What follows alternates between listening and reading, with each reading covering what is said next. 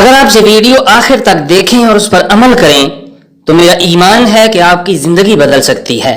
کسی بادشاہ کا ایک حیرت انگیز واقعہ میں نے کسی سے سنا ہے کہ اس بادشاہ نے بڑے بڑے 5-6 کتے پال رکھے تھے اور ان کتوں کی خوب خدمت کر کر کے ان کو شیر کی طرح پال رکھا تھا۔ بادشاہ خود بھی انتہائی سنگ دل تھا، ترس یا رحم نام کی کوئی چیز اس میں نہ تھی۔ وہ اپنی رعایا، درباریوں اور وزیروں کے ساتھ انتہائی سختی سے پیش آتا تھا۔ کوئی بھی شخص اگر کبھی غلطی کا مرتکب ہوتا تو اس کے عہدے اور منصب کا خیال کیے بغیر وہ بادشاہ کے حکم اٹل پر کتوں کے پنجرے میں ڈال دیا جاتا تھا۔ کچھ دیر اس کی چیخ و پکار فضا میں بلند ہوتی اور پھر چند لمحوں میں وہ کتوں کی خوراک بن کر خالق حقیقی سے جا ملتا۔ بادشاہ کا ایک وزیر تھا جو سارے وزیروں میں بڑا عقل مند اور دانش مند مشہور تھا۔ اس کی عقل مندی کے چرچے دور دور تک پھیلے ہوئے تھے۔ بادشاہ سلامت کے سامنے جی حضوری کرتے ہوئے اور آداب بجا لاتے ہوئے زندگی کا ایک حصہ بیت چکا تھا۔ زندگی میں کبھی ایسا موقع نہیں آیا کہ بادشاہ سلامت کو اس عقل مند وزیر پر شکوہ شکایت یا الزام تراشی کی نوبت آئی ہو، لیکن وزیر نے محسوس کیا کہ زندگی کی شام ہو چکی ہے، بڑھاپا اپنے عروج پر پہنچ چکا ہے۔ ضعف اور کمزوری کی وجہ سے کئی بار غلطی ہو جاتی ہے۔ اگر کبھی اس غلطی کی خبر بادشاہ سلامت کو ملی تو پھر زندگی کی امان نہیں ملے گی۔ لہٰذا بادشاہ سلامت سے اب اگر ہنستے بستے میلے میں ہمیشہ کے لیے رخصتی مل جائے تو بقیہ زندگی اپنے خاندان کے ساتھ گزارنے کا شاندار موقع مل سکتا ہے۔ سوچوں اور خیالات میں اپنے منصوبے کو ایک دن عملی جامہ پہنانے کا خوبصورت موقع ملا جب وزیر نے بادشاہ کو صبح کے وقت خوشگوار موڈ میں خوبصورت پھولوں والی کیاریوں میں ٹہلتے ہوئے دیکھا۔ آگے بڑھتے ہوئے وزیر صاحب نے بادشاہ سلامت سے دست بستہ عرض کیا کہ بادشاہ سلامت، اگر جان کی امان پاؤں تو حضور کے گوش گزار کچھ کرنا چاہتا ہوں۔ اجازت ملنے پر اپنے ضعف، کمزوری اور بڑھاپے کو وجہ بناتے ہوئے بادشاہ سلامت سے ہمیشہ کی رخصتی کے لیے اجازت مانگی، لیکن بادشاہ سلامت نے اس عقل مند وزیر کے ماضی کے کارنامے سامنے رکھتے ہوئے اجلت گفتگو میں غیظ و غضب کے ساتھ جانے کی اجازت نہ دیتے ہوئے وہاں سے فوراً چلے جانے کا حکم دیا۔ خطا اوسانوں کے ساتھ وہاں سے وزیر صاحب نے جاتے ہی سوچنا شروع کر دیا کہ ساری زندگی اپنی عقل و دانش سے بادشاہ سلامت کے دربار میں داد وصول کرتے ہوئے گزاری ہے، لیکن آج اگر اس عقل و دانش کو استعمال کر کے اپنی زندگی نہ بچا سکا تو افسوس اور شرمندگی کے ساتھ خونخوار کتوں کی خوراک بن کر اندھیری قبر میں جا پہنچوں گا۔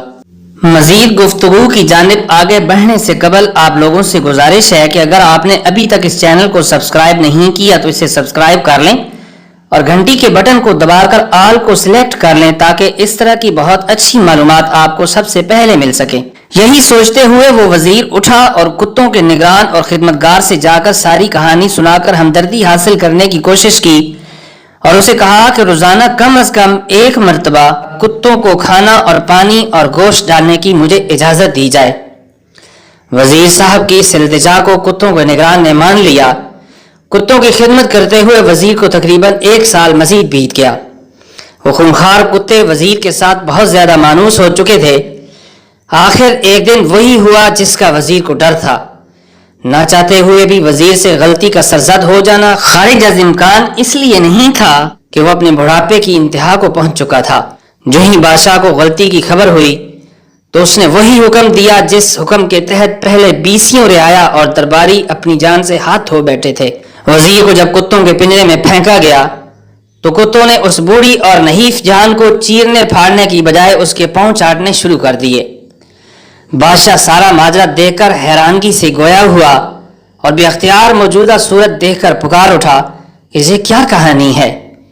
وزیر نے خونخوار کتوں کے پنجرے سے بادشاہ سے مخاطب ہوتے ہوئے کہا کہ بادشاہ سلامت، ساری زندگی آپ کے تابعداری، فرما برداری اور جی حضوری میں گزارنے کا نتیجہ یہ ملا کہ آپ نے خونخوار کتوں کے آگے ڈال دیا، لیکن صرف 1 سال ان کتوں کو کھانا اور پانی دینے کا نتیجہ یہ ہے کہ جو کئی زندگیوں کو چیر پھاڑ کر کھا گئے آج اپنی وفاداری کا دم بھر رہے ہیں۔ انسان اشرف المخلوقات ہو کر بھی بے وفائی کر بیٹھتا ہے، لیکن جانور غیر اشرف المخلوقات ہو کر بھی وقت آنے پر وفا کا ثبوت دیتے ہیں۔ اے انسان، تجھے اللہ نے پیدا کر کے فرمایا یا ایھا الانسان ما غرک بربک الکریم، اے میرے بندے، تجھے تیرے پروردگار سے کس نے دھوکے میں ڈال رکھا ہے؟ جس نے تجھے پیدا کیا، اشرف المخلوقات بنایا، ہواؤں پر سواری دی، بپھرے ہوئے پانیوں پر غلبہ دیا، تجھ سے کئی گنا زیادہ زوراور جانوروں پر تجھے حاوی کیا، خونخوار جانوروں کو تیرے تابع کیا، سورج کی کرنوں سے تیرے دن کو روشنی بخشی، رات کے اندھیرے میں تجھے نیند کی نعمت عطا کی، دن کے اجالے میں تجھے پاکیزہ رزق عطا کیا، تیری سرمگی آنکھیں، خوبصورت چہرہ، مناسب قد و قامت قدرت خداوندی کا مظہر ہیں۔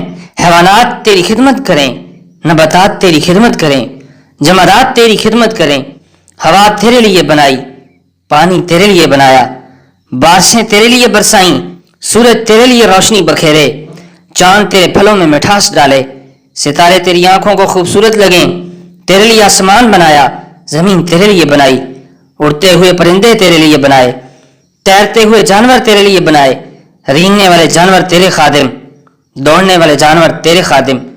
تو پھر تو روزانہ اپنے مالک کے سامنے قیام، رکوع اور سجدے سے بیزار کیوں نظر آتا ہے؟ حرام روزی تیرا مقدر کیوں ہے؟ ظلم و ستم تیرا مقدر کیوں ہے؟ بے رحمی تیرا مقدر کیوں ہے؟ بد اخلاقی تیرا مقدر کیوں ہے؟ بد نصیبی تیرا مقدر کیوں ہے؟ گناہوں کی دلدل میں ڈوب جانا تیرا مقدر کیوں ہے؟ اللہ کی نافرمانی تیرا مقدر کیوں ہے؟ اگر خونخوار کتے اپنے خادم کو پہچانتے ہیں اور وفا کا دم بھرتے ہیں تو پھر انسان اشرف المخلوقات ہو کر اپنے اللہ سے ناراض اور بے وفائی کیوں کرتا ہے؟